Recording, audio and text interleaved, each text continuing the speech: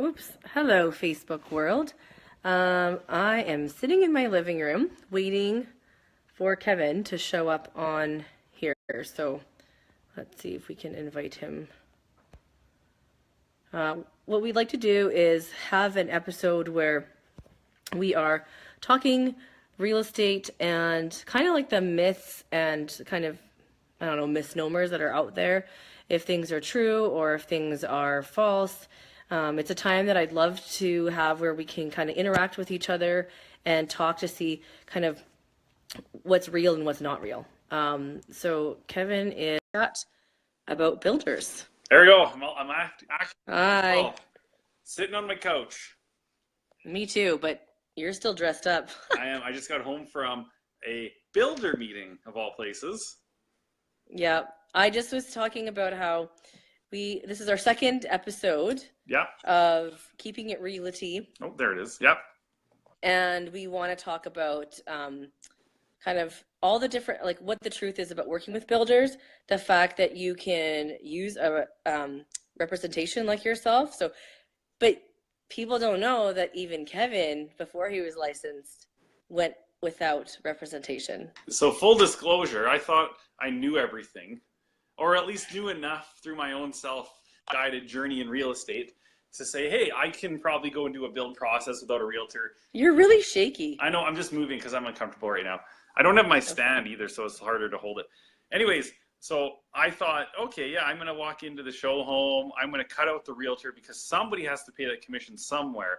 And I want that savings passed on to me. So I'm just going to get rid of them altogether and save money because I'm so smart. Is that true?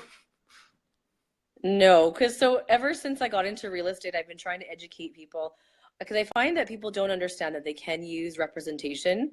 Um, and people always wonder, like, oh, it's good, like you said, it's going to cost me more money, blah, blah, blah. But at the end of the day, the builders don't have your best interest at heart. So those salespeople, they're really nice. I have no issues with the people that work in the sales No, show the home. sales people are actually very pleasant. There's a reason that they're put Right. there because they're very, Right, they're but very they are honest too. paid by, right, they're paid by the builder. They're employees of the builder. And so I always tell my clients, hey, you want representation because they don't really represent you. They're just wanting to get their sale done and that's their thing, right? Yeah. So like I've always encouraged my clients to chat with me, and like whenever we do buyer consults, we talk about that, right? We talk about, hey, we can help you with for sale by owners, we can help you with new builds, and why it's valuable for us to be there, because like I don't think people understand that we can, we can pull up information of the area and the community, so that we can still figure out comps. Yeah, like Because perfect right, scenario right now. I just came back from a builder meeting where we have clients that are thinking of building, and I won't mention the builder, but they had their set price on what they would take for the product, and it's not market value. It's actually over market value right now. So I ran the numbers on it, and I said, here's what we should be paying based on market value. And the sales manager said, well why would you pay that? I've sold 40 some houses like this year. And I was thinking, well, how many of them knew what the actual resale market is like? And he doesn't have the information to prove what things are selling for. He just knows what the builder wants to sell it well, for. it's not in their best interest. Like if you look at it from their perspective, it's not in their best interest to tell you what the comparables are selling for. No, not They at just all. need to sell a house. And honestly, at the end of the day, a lot of people who walk into show homes on the weekend, let's just all admit that we've all gone to a show home on the weekend with no intention of buying a house, but just a tire kick and just to look at a house. You're not serious about buying. You just want to look at the decoration ideas, blah, blah, blah. But you go in there and it's like the most expensive impulse buy ever, because you end up falling in love with a property and you're like, well, maybe we should move.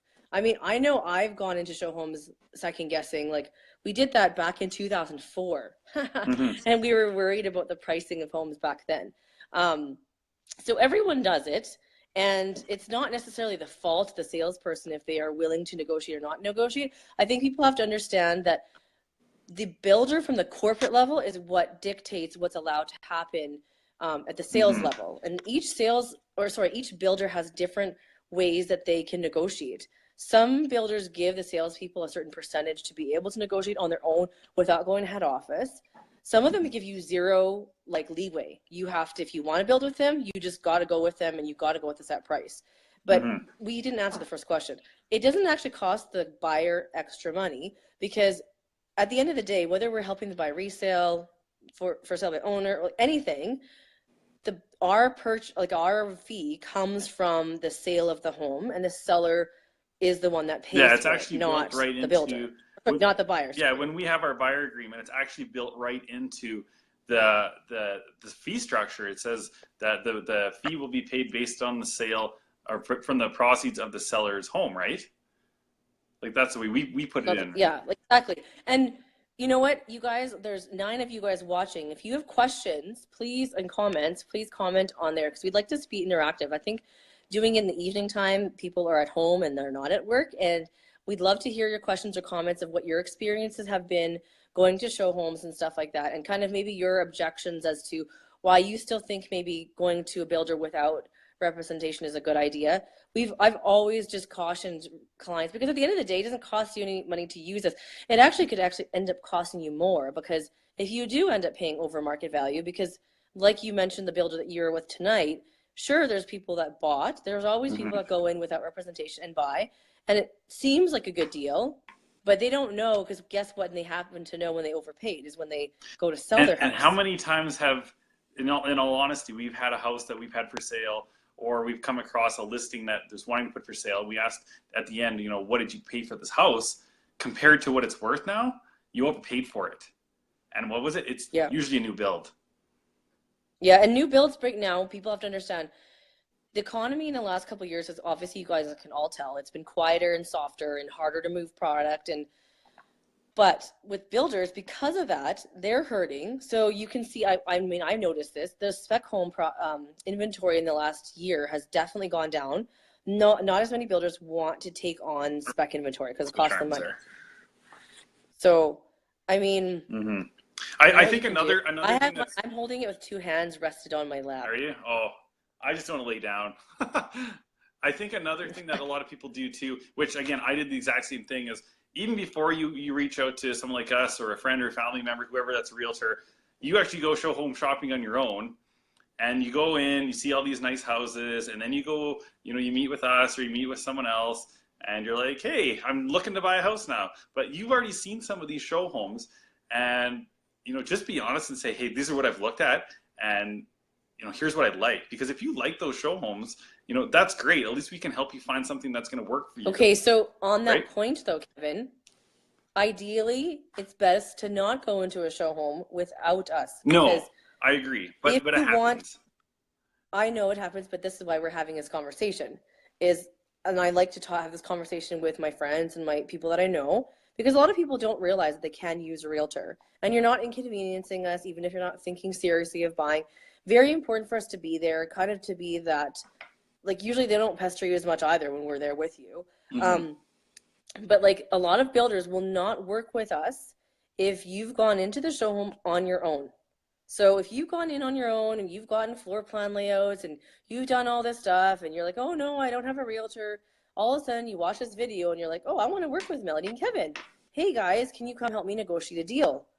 And it's like, well, we can't just hop in there, because again, you have to think that salesperson did do a lot of work, and like they need to be paid. And now all of a sudden we're injecting us in there. Like, I legitimately can understand the frustrations that they would feel, right? Because they've done a whole bunch of work for you. They have research stuff for you. They've emailed you. They've talked to head office to get quotes for you.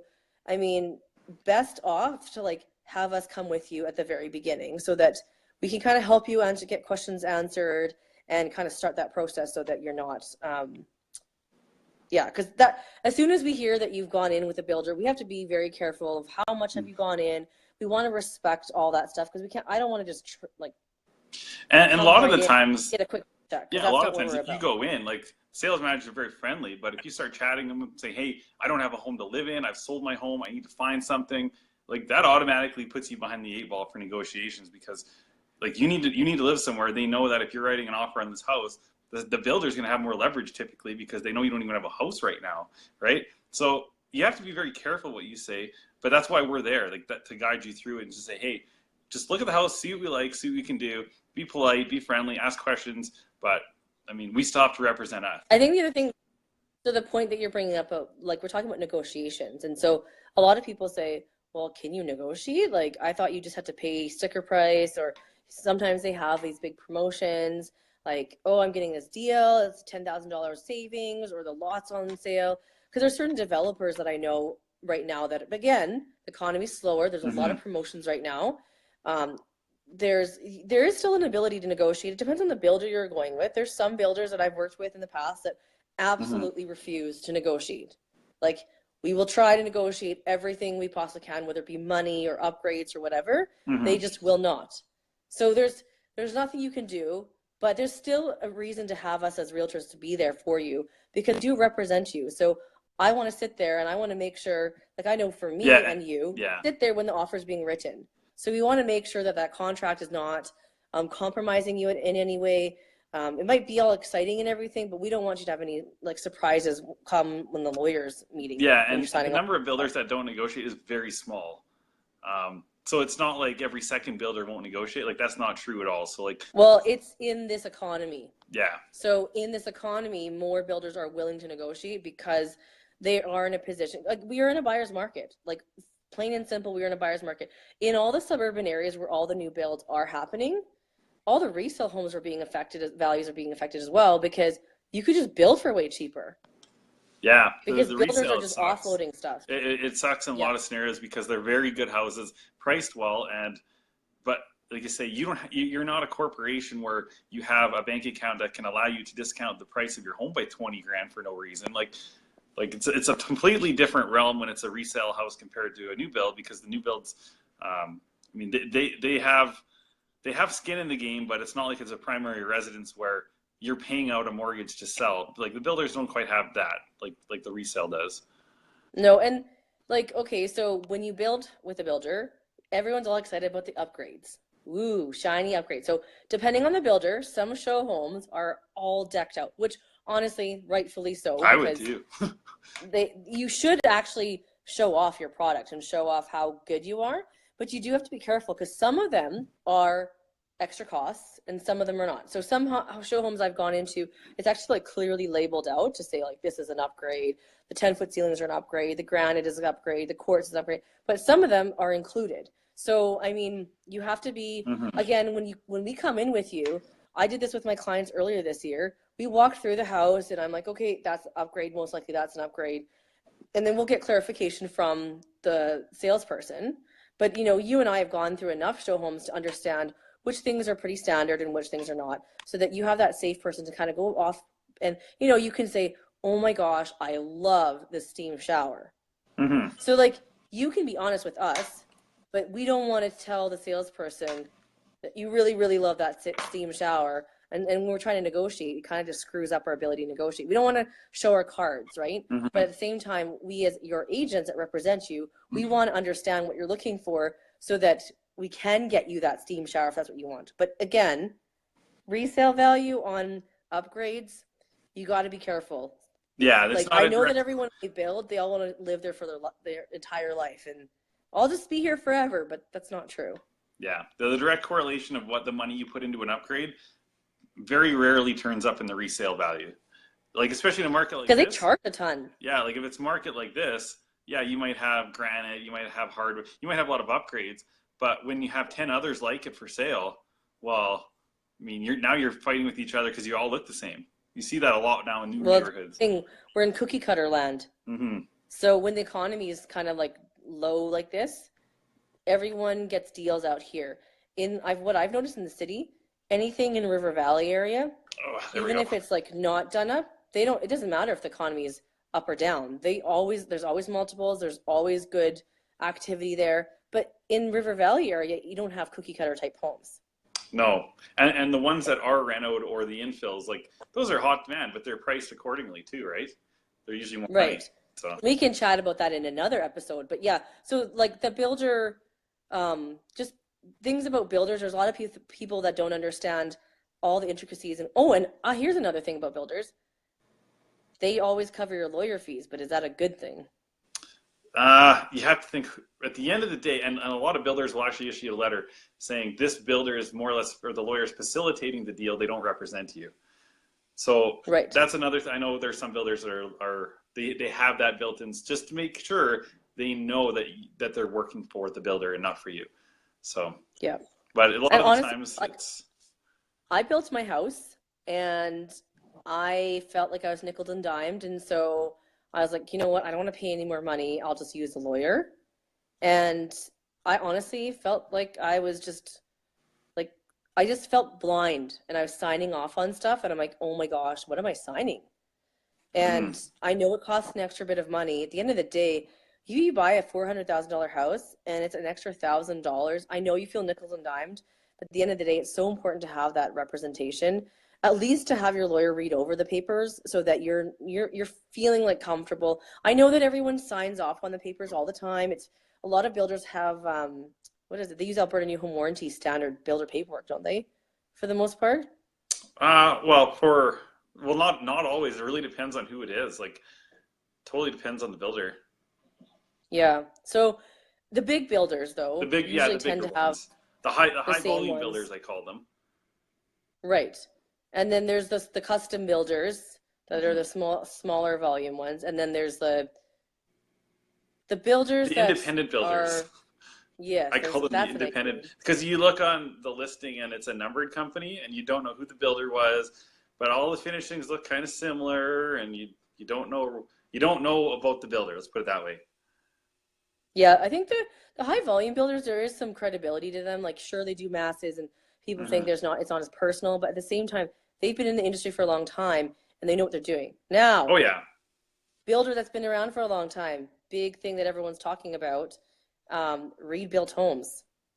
yeah. So that's a massive builder. And I was reading in an article because they talked about, them going into receivership, and they actually stated in that article that they highly recommend, I don't know who it was that was quoted, that you should really always have a realtor representing you because at the end of the day, there's no due diligence from the salesperson's perspective to represent and make sure everything's And yeah, and that fine. also goes into the land around you, what's going to be developed, not just the nice little picture with all the lots and where the school is going to And be, the green green space, space and in the then back, Disneyland's in behind you. Then you have like an NFL stadium that you'd coming in, hate that house. like that one. Like you have to do your like, and that's where we come in. We look around the neighborhood just to see, is there any zoning changes? Is there anything to do with the road that might be coming? Because you probably don't have access to that, so that affects the value of your house big time when you go to sell it, right? So Right. I don't see any comments or questions, so people are very silent, but they have been watching. yeah, I If you are watching this video after we're live and you have comments and questions, feel free to post because we for sure will answer them. yeah, We've talked a lot about I think one lots of other thing different that's worth things. mentioning too is I mean, obviously builders, they do build a pretty good product for the most part, most of them do. And there are a lot of good sales managers out there that are very good at, making sure that the clients have a really good experience. And like we work with them quite frequently when we do have a client who wants to live in a specific neighborhood or wants a specific style of house. We can definitely match our clients up with certain sales personnel because they can cross sell different areas too, right? So we know that Some we're working. builders cross-sell and some do Yeah, so not. we know that we can work with a trusted sales associate or sales manager with a specific builder because we already have a good relationship with them. So Right, and the good relationship isn't because we are trying to we're in cahoots. It is more of just an established relationship where they understand our business, they understand we're here to represent our clients, and they understand we're going to be putting in an offer. And they know that hmm we're just going to put an offer so we can have them submit it to head office. I think that's really important that we have that opportunity. So, at the end of the day, you're going to have opportunities to present offers for the most part, but also at the same time, some builders, and we will let you know this on an as per builder basis, but some of them won't let you negotiate. So then you have to decide, at the end of the day, how much do you want this house? Are you willing to overpay for the house? Because our job at the end of the day is to get you the house that you want and to get you a good deal. Sometimes we cannot do both because, sometimes we're in a multiple offer or we're in a situation where with a builder that doesn't negotiate. So if that's a house that you really, really want, that's the only one, okay, fine, then you have to make that decision if you're okay with spending that amount. If you're not, then we move on and we kind of keep looking for properties with hmm you.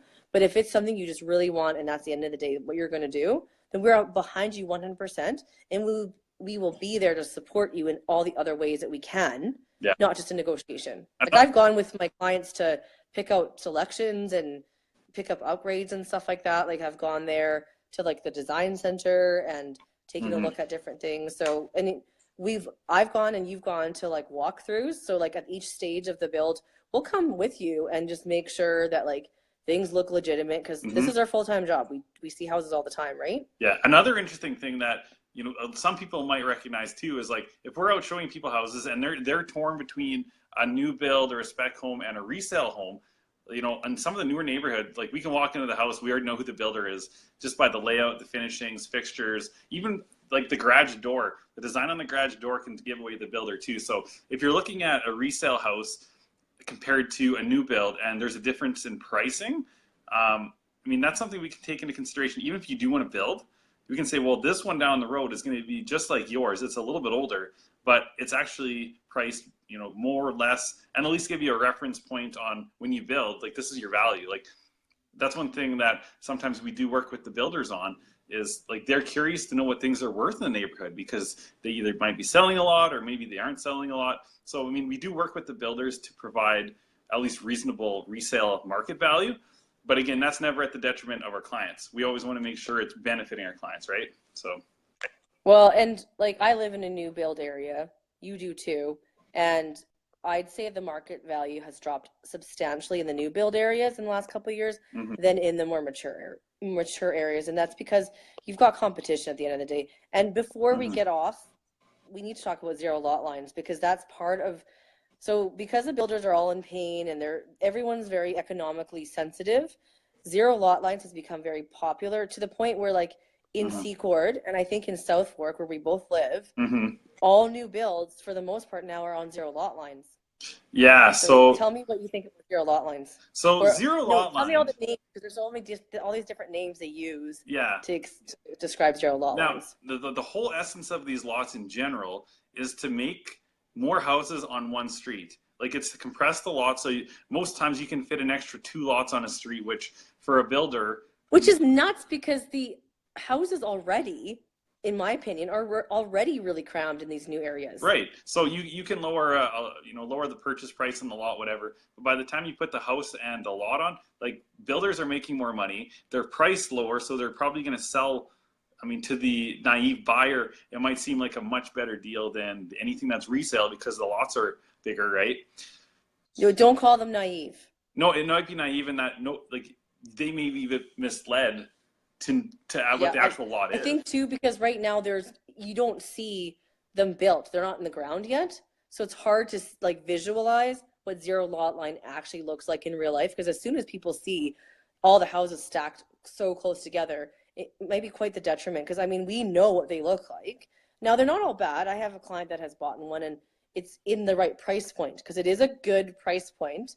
You just have to be aware of what you're getting yourself into. Don't ever think that you're buying a single family home for way cheaper than the neighbor that built 2 years ago. Yeah. You have a small lot. The lots, like when you walk into a show home, you're like, all right, so what do you have for lots? And we'll be there with you, obviously.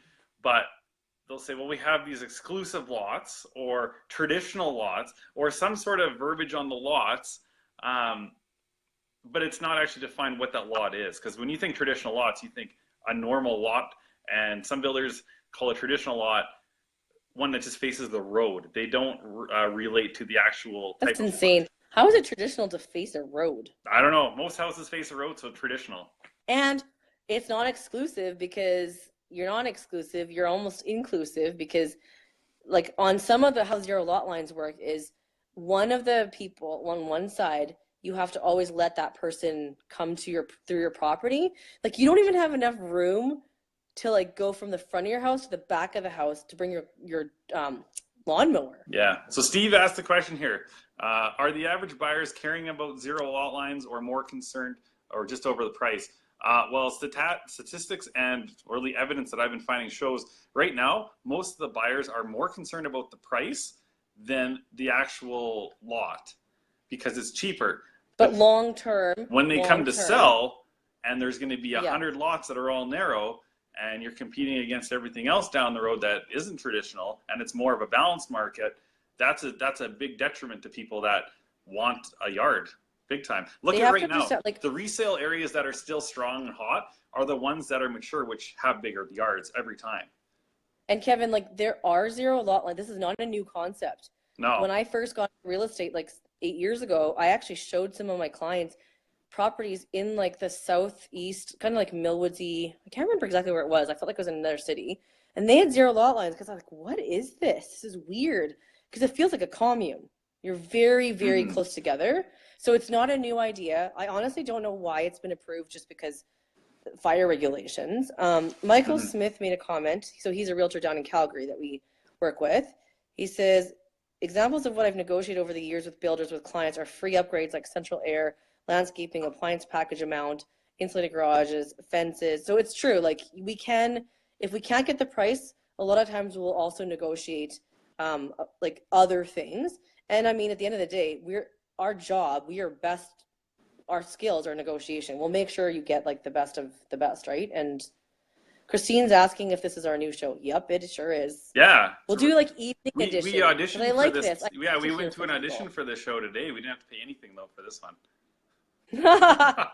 No, this show is like real. Like I think that if you guys want to continue to stay updated, we'll just do this continually in the evening, and I would love to have interaction from people. So like and share this post, comment down below, just ask us questions, and each week we'll just keep it real, Yeah. so that we can let you guys know kind of the truth on different things. So hopefully this episode was helpful.